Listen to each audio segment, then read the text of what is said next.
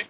महाराज जी, आप कह रहे हैं कि आप दोनों भाई शतरंज खेल खेलते हैं, उसमें पहले आपके आदेश हुआ था कि जो भी धनराशि जीते उसे गौ माता का हरा चारा खिला दें। महाराज जी, अब कोई भी प्रतियोगिता हम या स्कूल में कोई भी परीक्षा, उससे प्रारंभ में हम पूरा अपने पूज्य गुरुदेव को स्मरण करते हैं, राधा रानी के 28 नामों का जप करते हैं और कृष्णाय वासुदेव मंत्र के साथ ही अपना कार्य आरंभ करते हैं। गुरुदेव, आपकी कृपा और राधा रानी की आशीर्वाद से 3 महीनों में हमने बहुत सारी शतरंज जो भी खेली, उसमें 45,000 की धनराशि अर्जित किया है। आपसे विनती है कि हमें मार्गदर्शन करें कि आप इस धनराशि को कहाँ लगाएं। अभी अपने पास ही रखे रहो, ठीक है? अभी अपने पास रखे रहो, फिर हम समय से बताएंगे। अभी और एकत्रित करो। फिर आपकी बार ठाकुर जी का फूल बंगला बनवाना, ठीक है? थोड़ा और पैसा एकत्रित हो जाए तो जैसे राधा वल्लभ जी का है या बिहारी जी का फूल बंगला बनवाना, तो तुम्हारे खेल से उनका फूल बंगला बन जाएगा, उसमें बैठे रहेंगे तो अच्छा रहेगा, ठीक है? भोग लगवाना और ठाकुर जी का फूल बंगला, थोड़ा और पैसा हो जाए मतलब इससे डबल हो जाए तो थोड़ा फूल बंगला बढ़िया बन जाएगा, ठीक है? बहुत अच्छे बच्चे हो, ऐसे ही उन्नति करो, खूब नाम जप करो और खूब अच्छी उन्नति करो। जो अपनी लौकिक उन्नति को भगवान के चरणों में समर्पित करता है वो महापुरुष हो जाता है। हाँ, अभी बच्चे हो, देखो इतना धनराशि एकत्रित किया ना खेल करके, और खेल करके जब इतने डबल हो जाए तब फूल बंगला बनवा देना, ठीक है? हाँ, आपकी ठाकुर जी की सेवा कर, गौ सेवा हो गई, अब गोविंद की सेवा कर देना।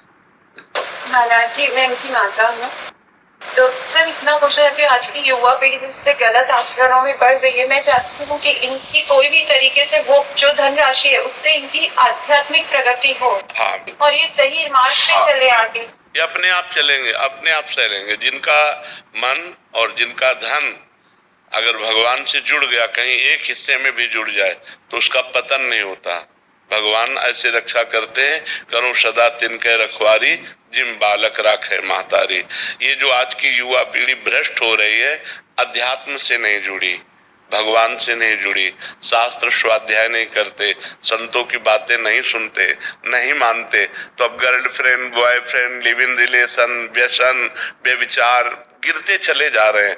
तो बिना अध्यात्म के बुद्धि पवित्र नहीं होती, और आज का नवयुवक अध्यात्म से जुड़ना कम चाहता है। जुड़ रहे हैं पर कम जुड़ना चाहते हैं, क्योंकि विचार में संयम लगाएगा अध्यात्म, व्यसन में संयम लगा देगा अध्यात्म।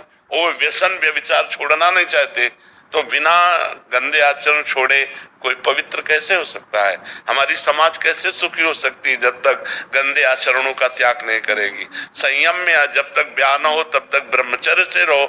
मित्रता करना पाप नहीं है, आप मित्रता कर लो और बाद में ब्याह करो और फिर गृहस्थी में जाओ, कोई परेशानी नहीं होगी।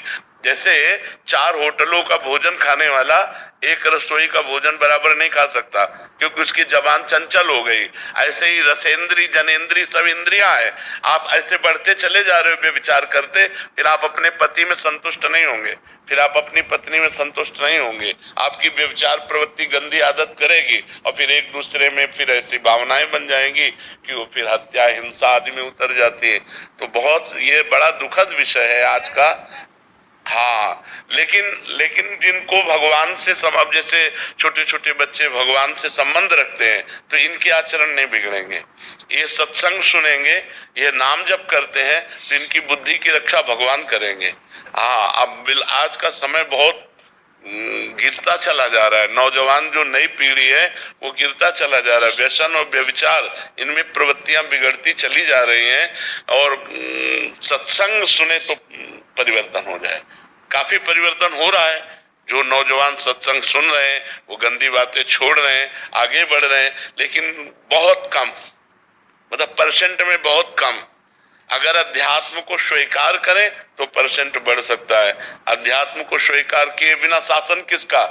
न संत शासन, न गुरु शासन, न शास्त्र शासन, न भगवान का भय, न समाज का भय, मनमानी आचरण हो रहे हैं। तो ये बुद्धि जो भ्रष्ट हो जाती है वो बिना भजन के, बिना भगवान के, बिना शास्त्र के ये बुद्धि पवित्र कैसे होगी? माया के द्वारा तो बुद्धि मलिन होती है, भगवान के द्वारा ही तो बुद्धि पवित्र होती है। जब होए बुद्धि जो परम शयानी, अगर बुद्धि प्रवीण हुई तो बचा ले जाती है, अगर प्रवीण न हुई तो फंसा दिया, पूरा चौपट हो गई, जिंदगी बर्बाद हो गई।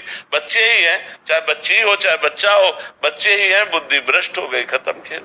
तो ये बुद्धि भ्रष्ट ना हो, इसके लिए हमें अध्यात्म चाहिए। बिना अध्यात्म के हमारी बुद्धि पवित्र नहीं हो सकती।